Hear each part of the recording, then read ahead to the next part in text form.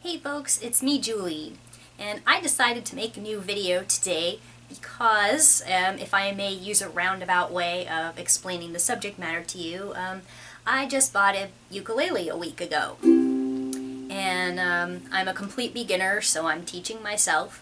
And it struck me to wonder as I was looking through all the information about how to approach learning ukulele on your own, how would I translate, maybe if somebody else was learning how to play ukulele in one of my stories, how would I describe it? And of course, this made me think in a broader sense, hey, maybe I should give some tips to my viewers about how should you handle a character who has a special skill, especially if it's one that you don't have. So, number one, you should always research, and that sounds like kind of a cop-out when I say it as broadly as I just did, but research can involve a lot of different options.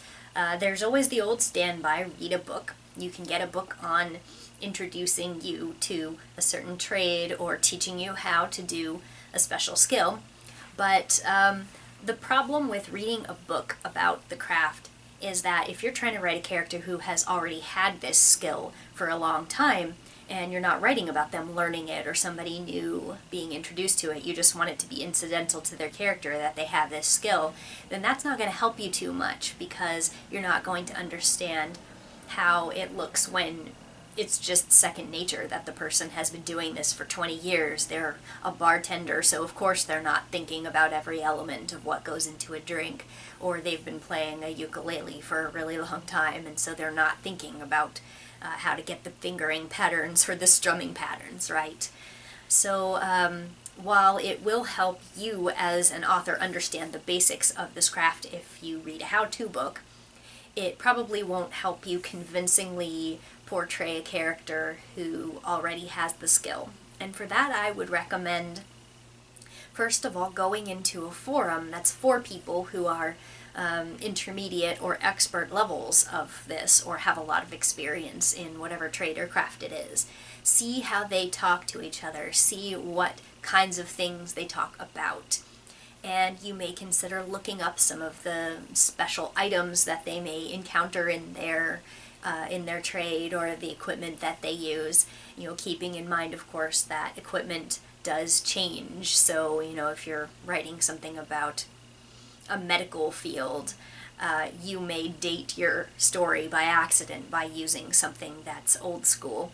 But, you can adjust the context as per what's necessary for your story, and you can see the kinds of vocabulary that they use. Take a look through the dictionary to see what these things are in that context, and I would say that this is a very good idea to start with, but make sure that you do not ever just start throwing out vocabulary that you don't personally understand just because you saw somebody say it.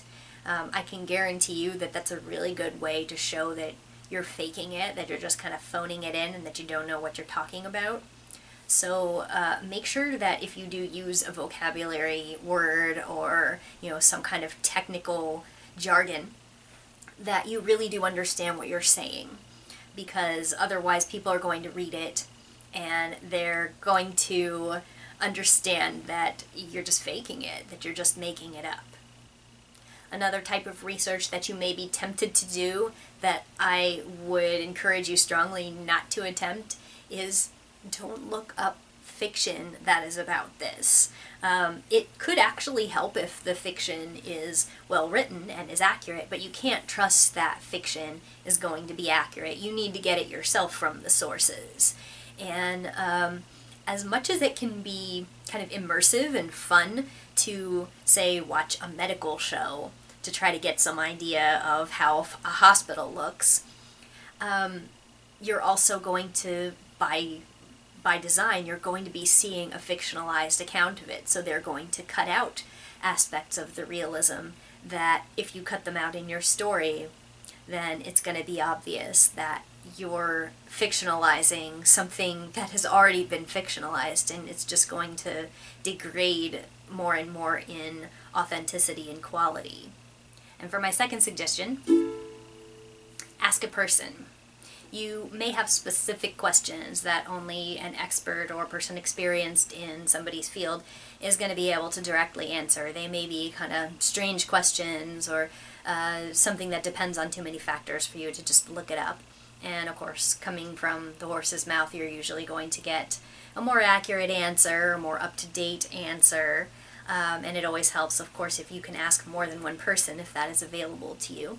This is not a replacement for fully researching, like in the first element that I mentioned. But it can help you if, say, you started to write a story and you hit a wall because you didn't know a detail or you didn't know the order of certain steps. That can always really help if you ask somebody's personal opinion.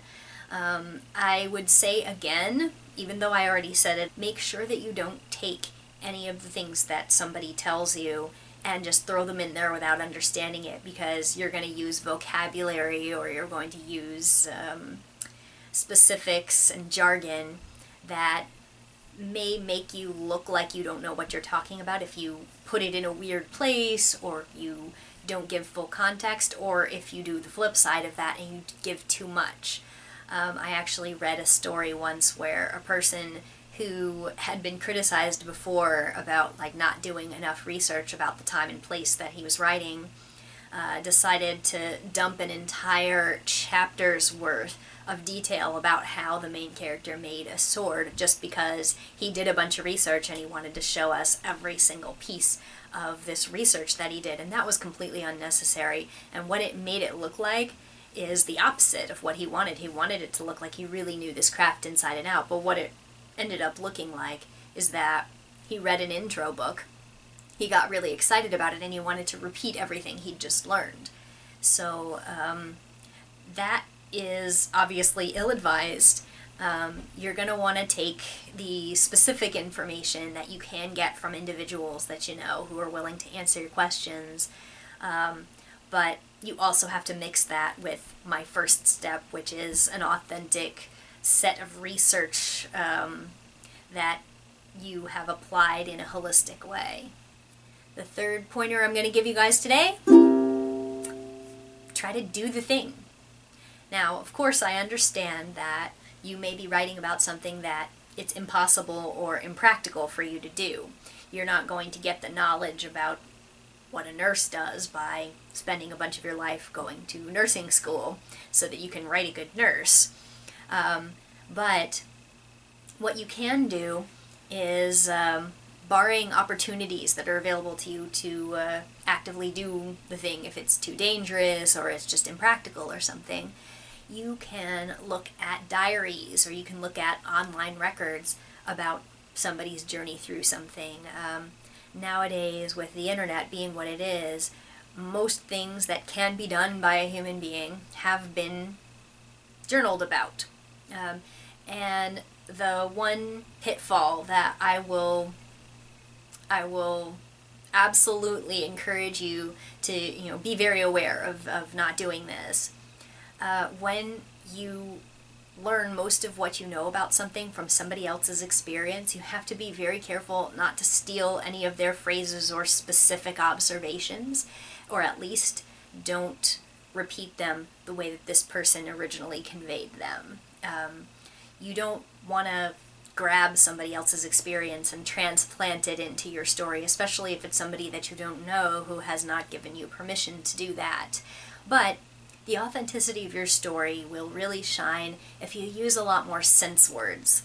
And people who learn things through secondhand accounts or through just kind of dry research, they tend to do less of the sense words because they don't actually physically know what it's like to do this thing.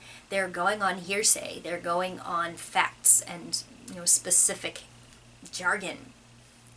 And what you really want is a full experience of doing this thing.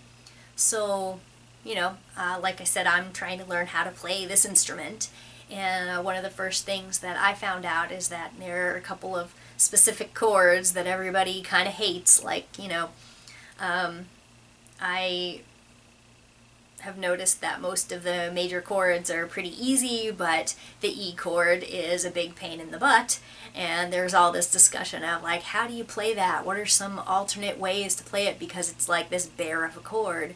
And you know, I would have just outed myself as not knowing anything at all if I had said that somebody was having trouble with a C chord, you know? Like, that's one of the easiest chords. You don't want to end up doing that. So, you know, you hear about people learning to play instruments like a guitar or ukulele and getting calluses on their fingers, but before that happens, you get sore fingers, you get indentations of the strings in your soft little fingertips. It's stuff like that that you really only learn by doing or by seeing somebody's recorded experience about those things. So, you know, you can learn a lot by actually doing the thing, or at least trying to do the thing a little bit, before you just kind of throw up your hands and say, it's not possible for me to do this thing, or I'm not going to take the time to do this thing. And of course, it also does depend a little bit on, you know, how much time are you going to spend with this character? Is this just a background character who's going to drop a couple of lines, or is this like your main character, or is this something really important in your main character's life? You have to ask yourself, what are you doing with your life if you're going to be writing a character whose entire story hinges on something that you personally have never done? So take that into account and see if you can do the thing. And then finally, there's no substitute for getting somebody knowledgeable to fact check you. This is obviously something that needs to be done after the fact, and it's kind of similar to the second item that I mentioned, where you can ask an expert to weigh in on certain specific details. But after the fact, after you put everything together and you think you're ready, see if you can get a test reader, at least to read those parts that are relevant. Get that person to tell you, you know, what makes it feel fake, or if anything is a factual error at least. Sometimes it's really hard to put your finger on what makes you feel like the person who's writing this has never done this thing, and you don't ever want somebody to sit there and think, this kind of sounds like this person is making it up. You don't want somebody to be jerked out of the story by thinking, I don't believe this character. I believe that they're a caricature. I believe that they're made up. So there really is just, there's no substitute for you know, getting somebody to look at it. Of course, you can generalize this concept, and you can say, even if it's not a special skill that very few people have or has to be, you know, learned over time, you may, if you're a male author, want to get female authors to read, or female readers rather, to read your stories that are about women, to make sure that they're not doing that you're not doing anything that makes it feel like it's not really about a woman, that it's a man phoning it in. You know, same with writing somebody who is, you know, a different background than you, or, you know, has been through something that you have not been through. You don't want to do something offensive or inaccurate, or just something that makes you feel like it's not complete, it's not holistic, it's not coming across like this is really a character from this background. So there's just really no substitute for asking somebody to look at it for you, and this might be easier than you think. If you don't know anybody in your life who can provide this service for you, sometimes it's easier to go into a writing specific fact-checking forum, like on the forums at Absolute Right, and you can ask if anybody there would be willing to look at this and has this background. You can ask your wider circle of friends if you have like a social networking web. You can put something out on a blog, or go into their forums and say, hey, I'm doing this, would anybody be willing to test read this for me? You don't have to just throw up your hands and say, I can't do this step because I don't know anybody. You don't necessarily have to know them. And I'll tell you a little secret. There are a lot of people out there who appreciate being asked advice, especially if it's not too much to be asked of them, if they only have to read a few scenes. people really like being asked to weigh in on, making something more accurate and being regarded as an expert, so to speak. You, of course, want to shy away from hitting up the biggest people in the business. You're, so first of all, not going to get an answer, and secondly, they're probably not going to feel particularly flattered by that, because everybody's always asking their opinion on these things. But beyond that, just kind of an everyman who does a lot of woodworking, or collects guns, or is a war veteran, or, is a baker. You can sometimes really get a lot of authenticity layered into your story by talking to somebody who has done it and having them look at your final product. So that's all I have to say about that, and thank you for watching.